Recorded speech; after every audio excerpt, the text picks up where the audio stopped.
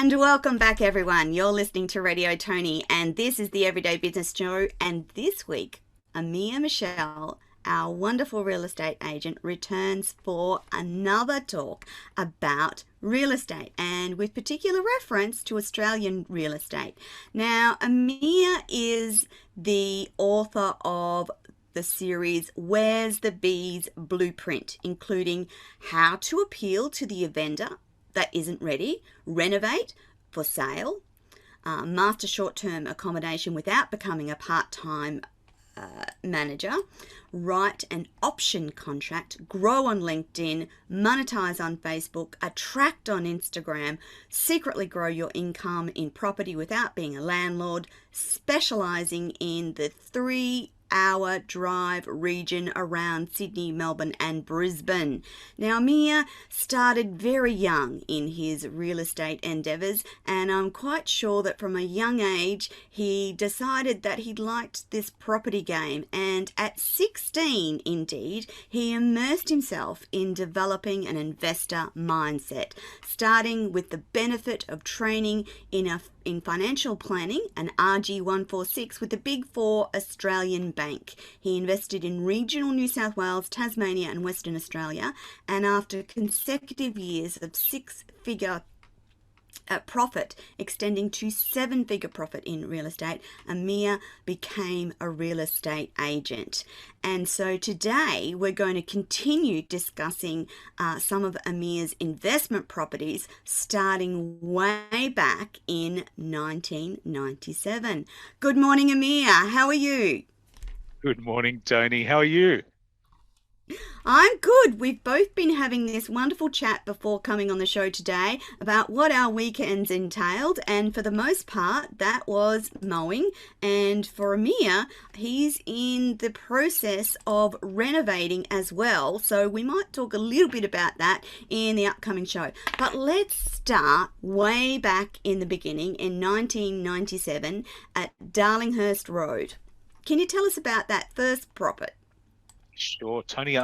One thing that I love with your introduction is when you said the book names and you're talking about the finding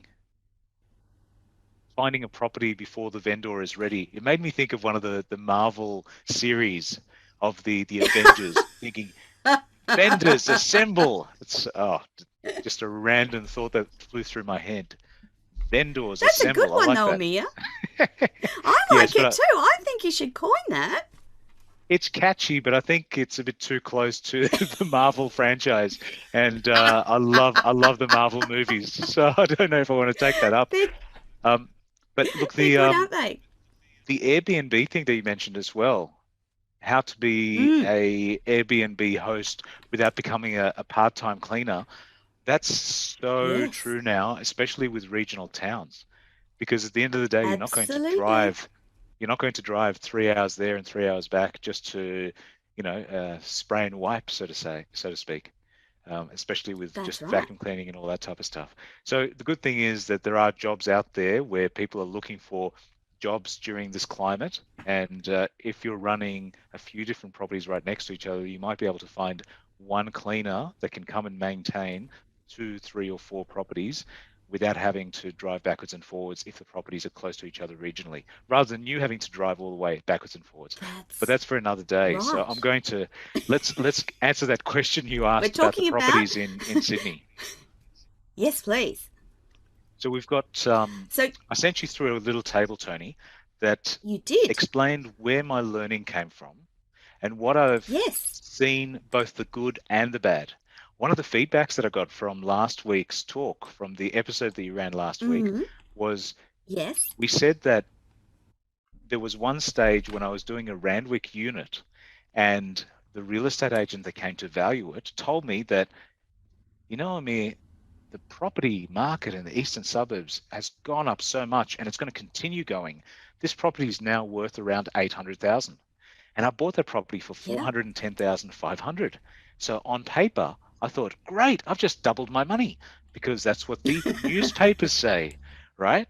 Yes. So when I took it to the market and ran it through an auction, I chose the incorrect time to sell. And when you're selling a unit, the time that you sell is probably more important than what you've done to the unit, especially if there's no land underneath.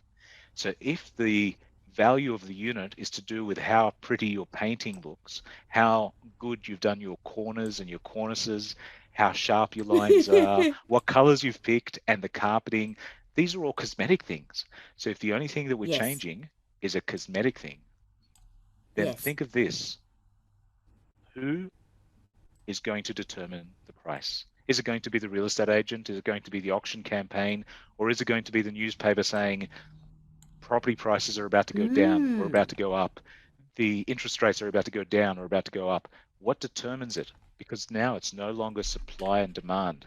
You're now looking at one unit for one occupant, maybe two occupants, but you're at the mercy of what the headlines say. So when I said, don't believe the newspapers, because the newspapers told me that I went from 410,000 to over 800,000. It's true, because on auction day, when we had 20 people assembled, coming back to the vendors assembled, when we had 20 people there for the auction, the bid only came into the mid 400s when I bought it 410. Yes. And that's not doubling your money. But the newspapers told me I did. It's not. So don't always believe what's in the paper. In fact, almost never believe what's in the paper, but it's good entertainment. So use the newspaper for what it's there for. It's there to entertain you. It's there to give you a bit of drama, give you a bit of excitement, give you a bit of good news too. But it's not a statistical thesis. So don't take it as that. That's right. So jumping into... Amir, people should actually talk to experts and not always believe what they read or see in media, correct? And I'm glad you didn't listen, because what happened? Absolutely. So two things. First of all, as you said, believe the expert. The second thing is make sure that the expert doesn't have a vested interest in telling you that the price is going to be much higher or much lower. Because if you think of the transaction of real estate, if somebody's buying the property, it's in their interest to tell you how many scratches there are and how many dings there are so that they can push the price down. If somebody's selling a property, it's in their interest to tell you how beautiful it is, what a great location it is, and how great the paintwork is. So you've got two different experts telling you that the value is worth X or Y, and you'll find that they're almost always different. The person selling wants a higher price, the person buying wants a lower price. That makes sense, doesn't it? Yeah, does. So let's have a look at 4 properties that are in the Sydney CBD area. And I've taken apart a few of the transactions that I was involved in. So some of them I didn't buy, some of them I didn't sell, but I did either one or the other or both. So I'll take the 4 in the CBD, which is Darlinghurst Road, Sussex Street, Cowper Street. I'm missing one. Darlinghurst, Sussex, Cowper, and Liverpool. I can't see Liverpool. No, okay, I can't see Liverpool. I can see Pitt Street, and that's in the city. That's in the city. So instead of 4, let's look at 3. So let's look at Darlinghurst Road, Sussex Street, and Pitt Street. Yes. The difference between purchase price and selling price, but also the amount of years that went by.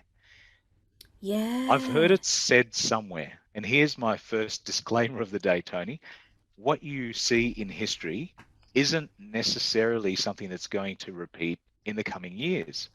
So when you look at the history from the 1990 to the year 2000, or from the year 2000 to 2010, or from 2010 to 2020, even though you've got a population growth, even though you've got an increase in property prices, and it's always been an up, there's never been a 10-year period where it's gone down, the number that you assign to it, you might think that in one 10-year period, prices have gone up 200%, and in another 10-year period, prices have gone up 10%. No, that's never true. It's never gone up just 10%. But from everything I've seen and all the statistics we're going to run through, you might see a 10-year period going up 100%, in other words, doubling in money, or 200%. Right. In other words, not just doubling, but tripling, quadrupling, etc. So you could really have a massive increase in property, but just because it happened 10 years ago doesn't mean it's going to happen in the next 10 years. So that's my little disclaimer. Now let's have a look at a unit in Darlinghurst Road, which is in the Sydney CBD. It's about 1 minute drive to the centre of Sydney.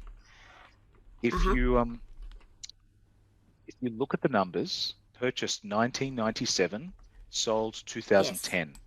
The purchase price was 137. 3 years. We're always talking thousands of dollars. So when I say 137, it's 137,000 Australian dollars. $137,000.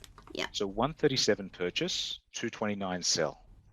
And that's from a period of 1997 to 2010. So that's 13 years. So again, another house close to it, again a unit, sorry, not a house, Sussex Street, Sydney, about 2 minutes drive to the local business district. Purchased in the year 2000, sold in 2011. So that's 11 years. So 11 years. 360 to 550. So again, neither of those have doubled. Then we have Pitt Street in Sydney, again another unit, purchased 2002. Yes. Sold 2011, 290 to 368. Again, it didn't double. So what do we learn from this? There's things behind the scenes that you have to think about. Were the units occupied? Did they have tenants? Were the tenants paying on time? Were the units renovated or unrenovated? During that period of time, was any money spent to increase the value? So if the old carpets were stripped out and floorboards polished and a new kitchen went in and a new bathroom went in, that's expense in the materials, expense in labor to build it, but also expense because during the times you're doing the renovation, you're missing the rent for those weeks, months, hopefully not years. You're renovating. You're missing out on the rent for those times. So if you think about a unit increasing in value, what actually increases? And the interesting thing in those three properties, they are in the Sydney CBD. The incomes in the Sydney CBD have gone up dramatically within that 10-year period. Absolutely dramatically. They have. The average income's gone up dramatically. The minimum income's gone up dramatically, which means that the tenants can afford to pay more. So the rents went up somewhat, but not as dramatically as some of the regional areas. Now let's have a look at a comparison between that and two Randwick properties. Let's look at Avoca Street and Barker Street. So purchased 2011. This is Barker Street. Avoca Street first. Avoca Street, purchased 2011. Yes. Avoca Street, purchased 2011, sold 2018. I'm looking at the wrong line, aren't I? Beg your pardon. 2016. Avoca Street, purchased 2011, sold 2016. Purchase price 580, sold at 800. So that period of time is only a 5-year period. So we're not looking at 10 or 13 years. A shorter period of time. A much shorter period of time. So going from 580 to 800, that's a substantial jump. If you double that time to 10 years, that'll take you through to a roughly a 600,000 increase, which is roughly double. Wow. Right? So that's a 10-year in Randwick. Looking at the other Randwick property of Barker Street, 2014 to 2021, that's a 7-year increase, and that has doubled. So that's 1.5 million to 3 million. Now, what is the difference between the unit in Avoca Street and the house at Barker Street? The unit at Avoca Street went up 220,000 in a 5-year period. 580 is the purchase price, and it went up 220. It had substantial renovation. Exactly. So as we said last time, that unit was converted from a 2-bedroom unit to a 3-bedroom unit. To a 3-bedroom. A 2-bedroom unit to a 3-bedroom unit. It had substantial carpet change, kitchen change, bathroom change. Just about everything that could be done to make it more usable was done to it before selling. So the question is the 220 increase just the suburb increase, or is it manufactured growth? And that's the bite, because you've spent so much just to convert from one to the other. Just like we said before, Toni, you spent money on the renovation, money on the time and labor time to do the renovation Yes. and the lost rent during that time. So you've spent 3 different amounts of money or time just to do that little increase in value. Now, if there was no increase, there's a possibility that that unit wouldn't sell. So when supply and demand is in such a very liquid area like the city, you actually have so many more properties that are exchanging hands that the buyers and the sellers have a lot of comparables. And what that means is that if you are looking for a unit, you can buy a 1-year-old unit, a 5-year-old unit, a 50-year-old unit, or a 20-year-old unit, and the Right. price difference between them is going to be dramatic. So if you're buying a unit that you're thinking of renovating later, and it's not a brand new unit, but it's already an existing unit, think about what Mm, part of it depreciates, because the land might increase in that suburb, but the building keeps getting older and older. And that it means two does. things. First of all, eventually you're going to need to knock down the building and build a new one. Second of all, to maintain the building in just regular operating state without leaks and rising damp and all the scary things, you will need to spend Mm, more money on your strata. So some strata units, when they're brand new, seem to be expensive compared to an older unit with no unit. facilities. But normally Mm-hmm. the new ones include a swimming pool or a gym or lifts. If you find a strata unit that's brand new, that's just been built, but doesn't include paying strata for the extra things like the swimming pool, the lifts, the gardening you'll Yes. always pay, but the lifts, the swimming pools, the The pool. gymnasiums, then you have to compare, then you can compare apples with apples and find something that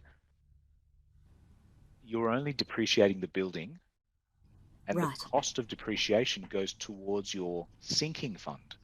So properties that are units or apartments or even some townhouses with strata have a sinking Yes. fund where part of the money you're putting in is just the administration of the insurances, the management, etc.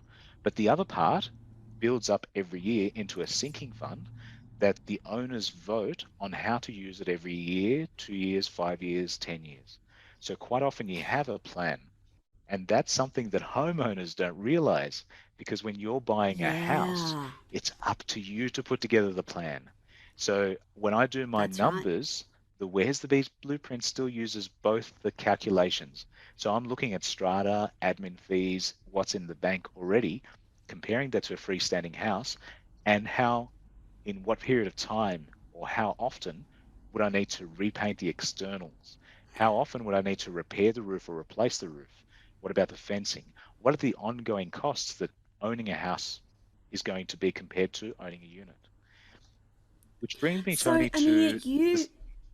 Yes, you effectively build those considerations into a freestanding house. So it's already forefront in your mind when you buy units, but you additionally add those considerations to a freestanding house. I think that's very important, Toni. And I think that thankfully, Absolutely. look, That's a really good point. thankfully today, Excel does most of the work for you. So if you're using the Apple Numbers spreadsheet or you're using the Microsoft Excel spreadsheet or whatever spreadsheet you're using, that does most of the work for you. So you can put in a calculation and say, okay, let's put in some compounding effect over here. Let's add some depreciation over there, and the formulas that you can Google and YouTube just work everything out for you. So it means that my job is a lot Yes. easier now than it was 10 years ago. But yeah, absolutely. I work out things like what type of depreciation schedule the tax people like. Um, how does that affect the replacement that I need to do every set number of years? Because if the tax department expects the whole building to depreciate over 40 years, it gives you an idea of Mm, the wear and tear on a normal building out of the 10 million buildings that there are in Australia. So the tax department thinks of Australia as a whole and has had enough experience to say, well, it's not our first rodeo. We've now done this over the 10 million dwellings over the space of the last 50 years. So whether you like them, right. dislike them, think that you should pay less tax or feel that they're doing a fair job, the point is you can have a look at how their estimates are calculated as a rough guide for why things should be considered. Does that make sense? It does. It does. Excellent. So those were inner city and a little bit out of the city, New South Wales. What was Correct. next? So in comparison to the freestanding house in Randwick, Randwick Yes. is a Yes. 8-minute drive. So Randwick is an 8-minute drive to the Sydney CBD. Comparing the two Randwick properties, we said that the unit, after doing a lot of renovation work, went up by 220,000 for a $580,000 property, but the house went up from 1.5 to 3 million. And the main difference wasn't the Yes. renovation. The main difference there was that the land value, the 350 odd square meters underneath, went up in value dramatically. That's one of the big Ah. differences. When you're looking at what you're buying, you're going to consider how much depreciation or how often you have to fix the house, how often you have to paint the house, how often you have to repair the roof, Yes. but also the Yes. suburb that it's in. Is the value of vacant land growing? If you were to knock down your house in 40 years, so let's say that every 40 years everything wears out, if you were to knock it down and build a brand new house in 40 years' time, is that worth your while, or have you just thrown money away? Because if you, and this is a real hypothetical, Toni, if you were to put aside every quarter the same amount of money as you would towards a strata unit and put that into a bank account that you cannot touch that simply grows every year, you did that 4 times a year for 40 years, the amount of money in that bank account would pay for a complete house and more at the end of 40 years. Right. So think of the land growing and put it out of your mind as what's on there right now. It has to be livable. It has to be something reasonably nice and reasonable to live in. But that can be changed. You don't need to get your neighbours to approve your renovation as long as it ticks the boxes of what the No. council approves in the area. And as long as you're doing it by the Uh-huh. Building Code of Australia. I mean, obviously, don't try to half do something when you don't have a license to do it. But all things being considered, if you're Yes. doing things legally and you're building it according to the Australian codes of building, then you Mm-hmm. can knock down your house in 40 years' time and build a new one. You can't do that in a unit. If you wanted to knock down your No. unit, you're going to knock down the whole building. So The that means whole at lot. least at least half to three-quarters of the residents are going to have to vote with you to say, yeah, To we're say going to yes. move out for 6 months. Let's knock it down and build something new. Mm. There have been Not going to times happen. where 66% to 75% have said yes, and the other people that didn't want to are forced to leave. But that's so rare and so random that you can't really count on it. Unless you're going to go in and Okay. try to buy every single unit or at least three-quarters of the units in that building. And guess Right. what? Once you've bought your first three, four, or five, the neighbors start talking and they realize that now they can double the You're price that buying. they're asking because you're desperate to buy the others Lovely. so you can make the change. So let's forget about anything where somebody else is controlling your wallet, and let's talk about what we can do in real estate that actually is in our control. Because otherwise it could just be overwhelming, all these hypotheticals. You're juggling all these balls in the air that you Yes. have absolutely no control over. Let's do the exact Yeah. opposite. Think about Yeah. why you got started in the first place, why you're investing in property. Is it for the legacy for your family? Is it because you're ready to start doing your new app, your new music show, your new videos, your new creative, and you now just want the money to be stable so that you don't need to work in the artistic field for the money, you can do it for the art? Or is it because you just Yes. can't be stuffed doing the hard work you're doing and you come home exhausted every night? Because realistically, that happens. There are some people that work in It very, does. very rewarding jobs, nurses and doctors. Imagine how Yep. hard they're working at the moment. Yes, they're getting time off in between shifts, but it is physically and mentally draining every single day. But we couldn't live without them. So we don't want Mm-hmm. every doctor to resign and every nurse to resign, but sometimes just We being able to know don't. that money's out of the way and real estate has taken care of the cash flow side, has taken care of the Yeah. roof over your head, and now you've got your necessities covered, then you can move on to what drives you passionately, what makes your heart sing when you do it. And then you're not working for money, you're just working for joy. I'm off on a complete tangent, Toni. Sorry. No, no, that's okay. It's all making very good sense to me. So back to the Randwick house that saw the value go from 1.5 million to 3 million. Um, was that just a land value increase, a property value increase, or did you have to renovate? So within the space of that 7 years, let me just double check the dates. 2014 to 2021. Yeah, within the space of 7 years, the Yes. value of 1.5 million means 10% of it would be 150,000. I would say I spent less than 10% renovating during those 7 years. So that includes every few years Uh-huh. doing new paint, doing new fencing, Yeah. repairing roofs, insulation, LED lights, air conditioners for the bedrooms and the lounge Yes. room. So little things that the Uh-huh. house just didn't have. So it's less of the renovating, more of the additional creature comforts.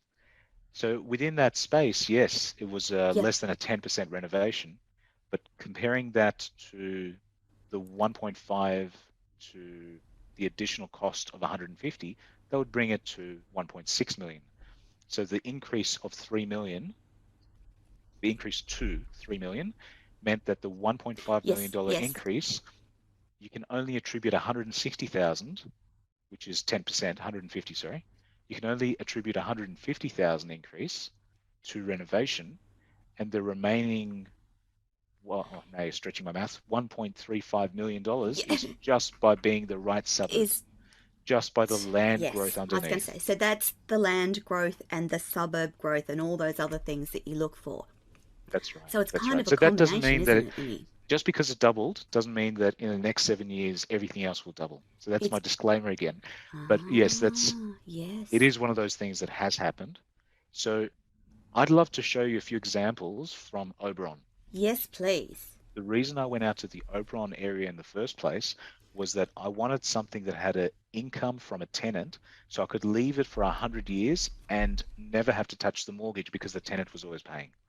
They call that either Right. neutral cash flow or positive cash flow. Or Neutral positive. means that the tenant is paying for all of your expenses, council rates, land rates, repairs, as well as the mortgage on Yeah. it.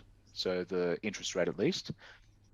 But if it's positive, it means it's actually paying off part of your mortgage year on year and paying That's more than your good. expenses the council is doing. Bly Street, Oberon, Glindweir Avenue, Carrington Avenue, Jenolan Street, North Street. So these are Yes. 5 properties that we're looking at specifically in Oberon. So not just the Oberon LGA, meaning the whole big area of Oberon, but the Oberon Mm-hmm. township. You can't really call it a CBD; it's Yes. too small for that. But the close to the center of town. So if it's a 5 minute, there's 2 supermarkets and a vegetable, fruit and veg store. So if it's within five Yes. minutes drive, I call that within the center of town. So, okay. So let's run through numbers quickly. Yes, please. So we have We're starting 2014, with 2000, I'll go yeah. through all of them. So Yes, 2014, please. 2014, 2014, And a 2015, 15 2000, and I a have to double check that. 20. No, it's not a 20. 20 is the Oh. sell date. I'll have to check when the purchase date is. So I think the other one Uh-huh. was also 2016, maybe. So I think Okay. 2014, 2014, 2014, 2015, potentially 2016. I'll have to double check that one. So they Right. went from purchase price of 160. This is thousands, Mm. 160,000 for a Yes. freestanding house, a house on Pretty land good. for 160. Yes. Next one, 155. Next one, 200,000. Next one, Yes. 110,000. Next one, 10. 150,000. That sounds like a bargain. So all of those 5 are between $100,000 and $200,000. Now, putting that Amir, into, yes, did you set that as a criteria when you were looking at property? Did you have in your mind no more than 160, 150, or it was just the particular property that you found that met the yeah. criteria that you wanted? Okay. I didn't set a number range. I set a Yeah. rental return range. So I looked at how much Yes. things rent for, and then decided that I don't want a 5% return because that'll just barely cover my interest payments on my mortgage. I wanted something that had double that. So if I'm buying Yes. something for 100,000, normally I'd say that $100 rent per week covers 100,000 mortgage. But I wanted more than that, so I was looking for a $200 a week rent for a $100,000 purchase. Yeah. So And you didn't have any trouble finding that scenario within Oberon itself. I had a lot of research. So I wouldn't say it was Yes. troublesome, but it does require a lot It of careful thinking, a lot of research. analysis, sitting and getting a Mm-hmm. sore bottom by being in front of the computer for hours on end. So think about the number Yes. of suburbs that are in Australia.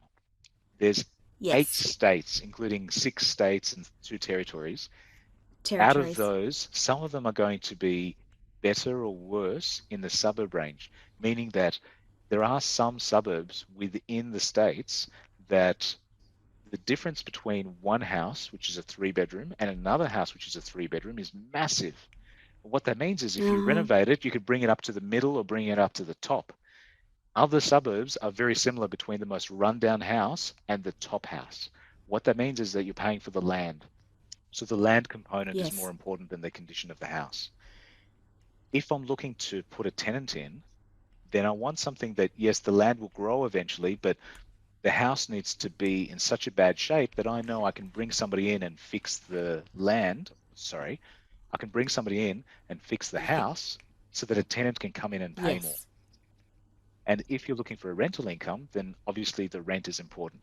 You want to have the least amount of vacancies, meaning that it's never vacant so that somebody's always paying your mortgage, but also that it's not so difficult or so expensive to renovate that you need to knock it down and build new, because then you're always better off just buying a Yes. vacant piece of land. So there is that balance. So yeah, there was a lot of analysis. I think when I Research. started Yeah. from the research side, there was 1,000 houses in Oberon. I narrowed it down from 1,000 to 200 that with the right kind of size. The land wasn't so Yes. massive that I needed to hire a team just to do the lawn mowing, and it wasn't so Yeah. small that it meant that I could never do anything bigger than what was exactly on it right then, Yes. um, which narrowed it down to about 200 from the 1,000 that I liked. And then I narrowed it down further Yeah. because I was working full time. So imagine a job where I'm the manager, which means that every Saturday and Sunday, every public You're holiday, I there. have to be on site. I have to be there. That means that my weekend was a Tuesday and Wednesday or a Wednesday and Thursday. I don't think it was ever Thursday. I think it was more the Mm. Tuesday and Wednesday. But either way, Tuesday, Yes. Wednesday, or Wednesday, Thursday. What that means is that I have to book in any inspections that require me to drive a distance. I'm not going to do it on the one day. I'm going to stay No. overnight wherever I'm going to. So I booked out my 20 favorite out of the 200 with the local real estate agents that were listing those properties for sale. When I drove Right. down to the town and met up with a real estate agent, as I'm driving through the town and I see the front, sometimes I could see that there's too many trees, and for me to do anything would require just removing Quad trees, trees. or it was, the Mm. gutter was wrong, or there was something that was already visually looked like it's going to be too expensive for me in the future to do something. So I narrowed it down to Yeah. about 10 inspections out of the 20 that I wanted to do before arriving in the town. And then from those Right. 10, I made an offer, I believe, on 6 out of the 10, because Mm-hmm. the 6 of them Yeah. were listed at the right price, or they're all listed slightly above the correct price, but I Uh-huh. estimated from the correct numbers what they should be listed at. So I made offers that weren't too low, but were reasonable for those 6 properties. And 2 of them said yes straight away. And out of the 6, you'll see on that list, 2 of them within the next year or two, the owners or the vendors finally agreed to that price, but it was a year later. But that's okay. It didn't bother me because my mortgage Yes. wasn't due until after I bought it. So Yeah. eventually, out of those 6, I actually ended up owning 4 out of the 6. The other 2 went to other people, and that's okay. But it meant that Yes. my research was spent over a 2-day period regionally, and the rest of it was in my lunch Mm. breaks. or in the evenings or on my Yes. weekends Yes. when I was still working full time, doing my 50-hour-a-week regular job. The good thing there, Yes. now we spoke a bit about what the purchase prices were on them, and we said that they were 160, Yes. 155, 200, 155, 200, 150. 110, and 150. Oh, yes. So the 110, selling 150. prices on those. So we're going to go in the same order. The Yes. 160 was 350, 3. sold for 350. Yes. The 155 sold for 229. 229. The 200 sold for 400. 400. The 110,000 sold for 450. 50. Hoo-hoo. Yep. The 150 sold for 300, and yeah, that's all of them. Is it? Was that 5? Okay, great. Yep, that's 5. So you're probably going to ask me 2 questions, Toni. One Yes. of which was, how did I get 110 to 450? Right, because that's the exciting news. That was and the flip first side one. of that, Yes. The flip side of that, you're probably going to also ask the negative. Why did the one that I Yes. purchased for 155 only sell for 229? Only sell for, yes. Please tell us. There's a good lesson to be learned there.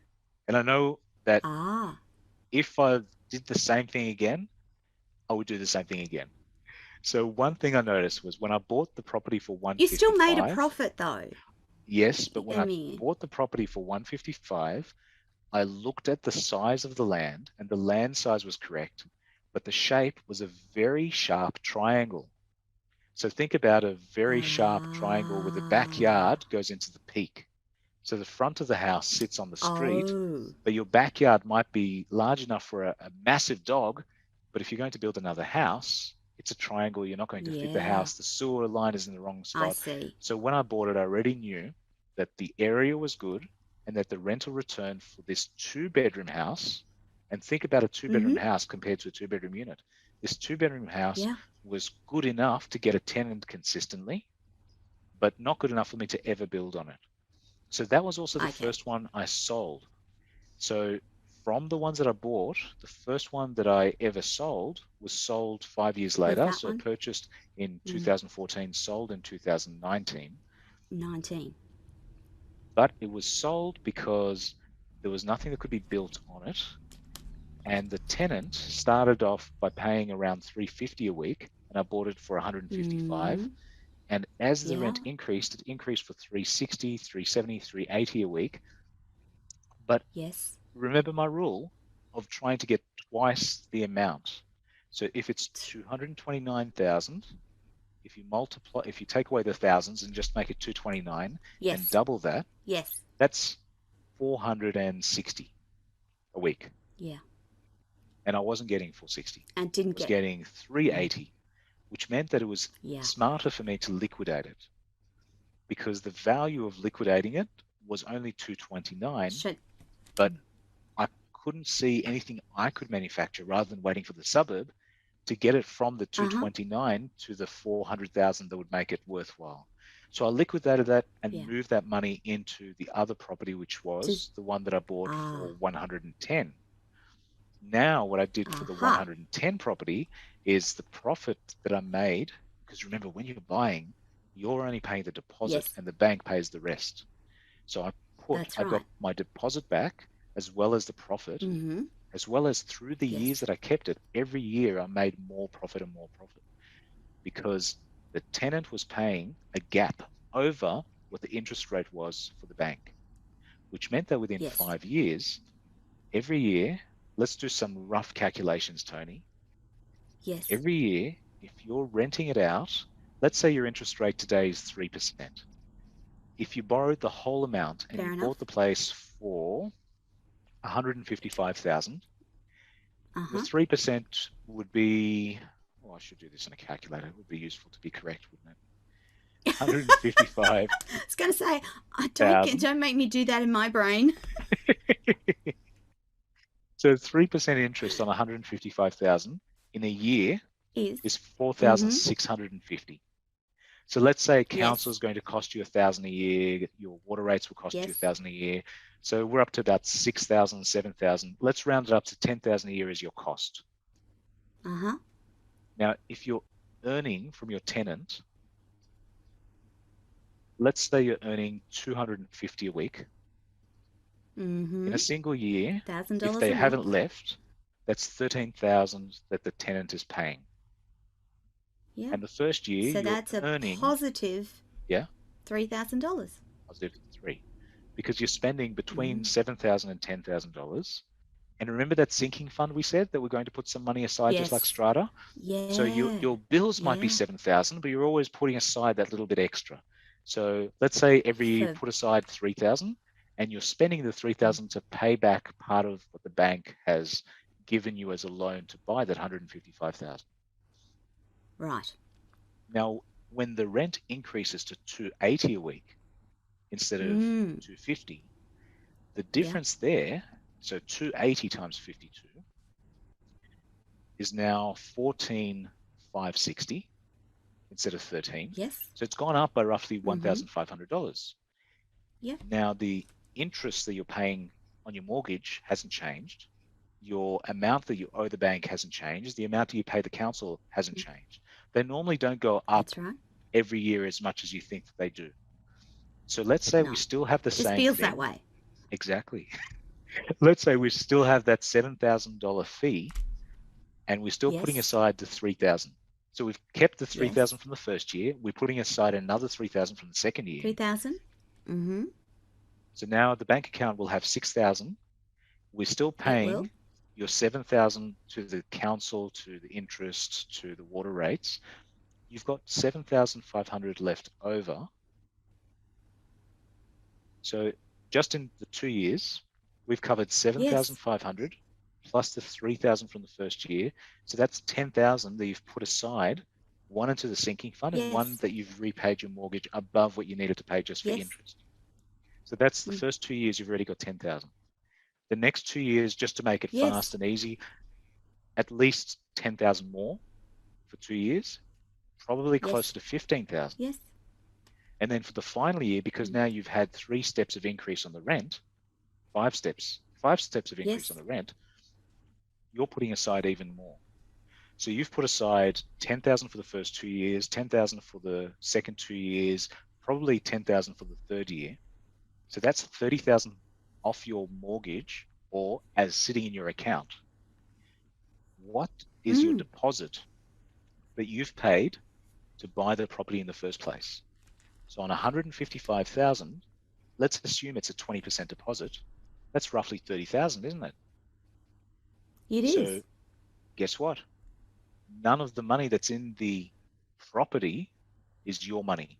The whole amount is the bank, what the bank originally gave you. So within the space of 5 years on that particular property, it was paying for itself. And that mortgage had nothing to do with my money. It was 100% the bank's money. And you can transfer the security of the mortgage from one property to the other.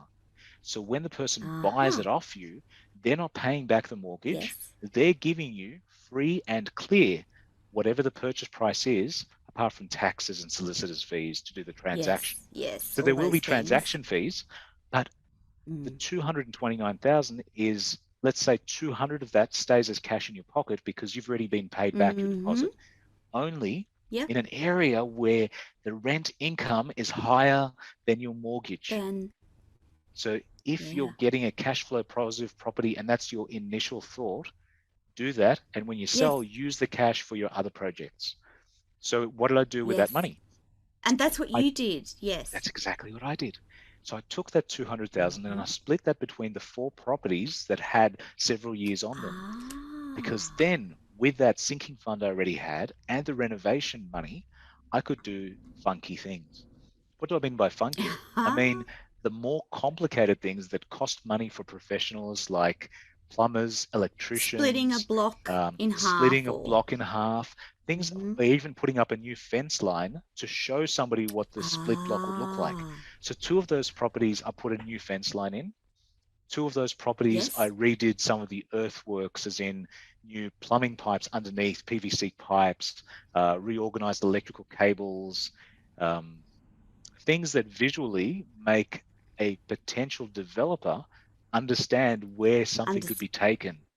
Because yeah, the scary thing is when you don't know the what if.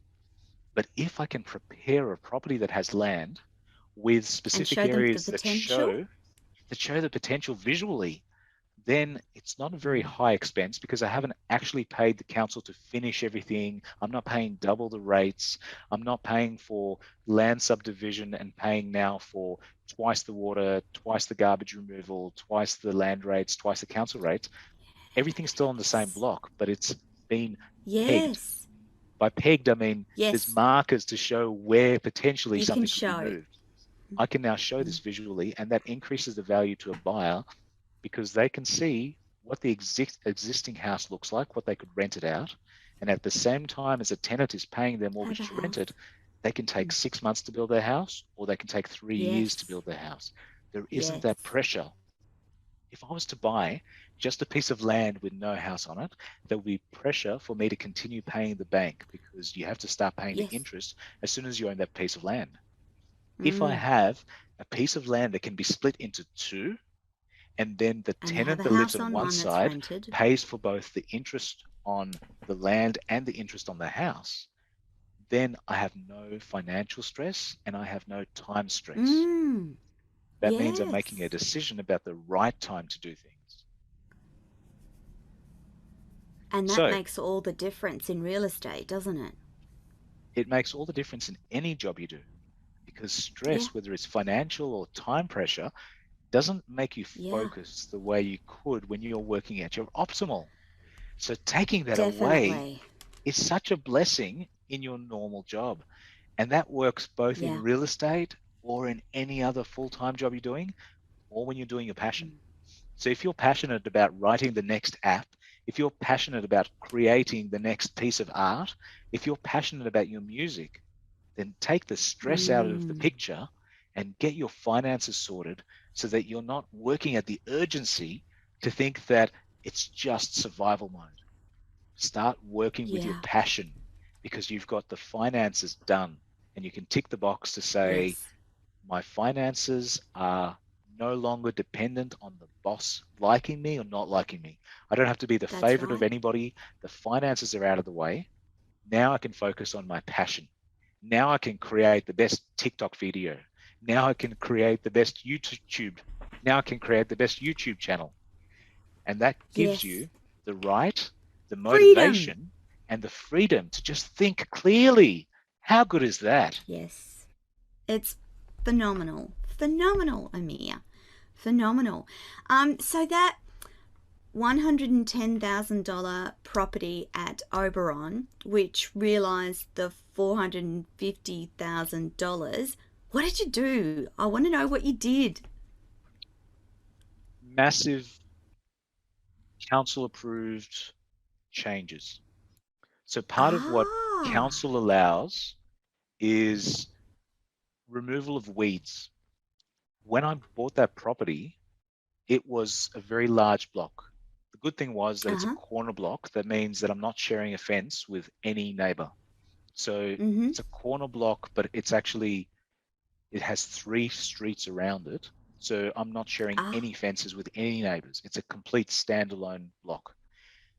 The downside of fantastic. that is that guess who's responsible for all the tree weeding, lawn mowing, and everything? That'd be you. Mm-hmm, Me. Me or the tenant you. living in it. So when we bought it, it Yeah. had an existing tenant, and the tenant stayed there for 5 years. Mm-hmm. During the time the Oh, tenant was that's good. there, they did all the little bits and pieces, but they didn't pay for the expensive arborist, the expensive tree Yes. maintenance people, which meant that some of the Yes. trees had weeds growing on the outside of them that killed the tree that was on the inside. So there was a few massive eucalyptus trees that were Oh my completely goodness. surrounded by vines and were threatening to completely collapse. So when we hired the Oh. tree experts to come in and work out what tree is safe to keep and what tree has already died and needs to be removed, um, I spent around $5,000 to $6,000 just on the yard, just on the tree work. Yeah. But the benefit of that is we got to keep a eucalyptus tree that was at the edge of the property that was healthy and looked fantastic. And the Oh, other trees, that there was an apple tree, there was a lot of small trees, but they were all killed by vines and just slowly, yes. um, every season you could see the fruits weren't quite ripe. And yeah, unfortunately, it is what it is. But having the Yes. arborist come in for $6,000, that cleared the area and opened it up so that you could visually see where the second and See. potentially third house on that block would go. It's 1,700 square meters. Fantastic. So Yes. that's not an acreage, it's not a farm, but it's 2 minutes drive to the shops. So it's right, Yeah. almost right in the center of town. A 2 minute drive Mm-hmm. to the library, to the two shopping, to the Yes. two supermarkets, Yes. to Oberon Council. So all Yes. the important things are only 2 minutes drive away. What that meant was it's already in a great position, but it just looked completely overgrown by shrubs, by trees, Mm. by weeds. Mm. So most of the Yeah. time was just spent on redoing the garden.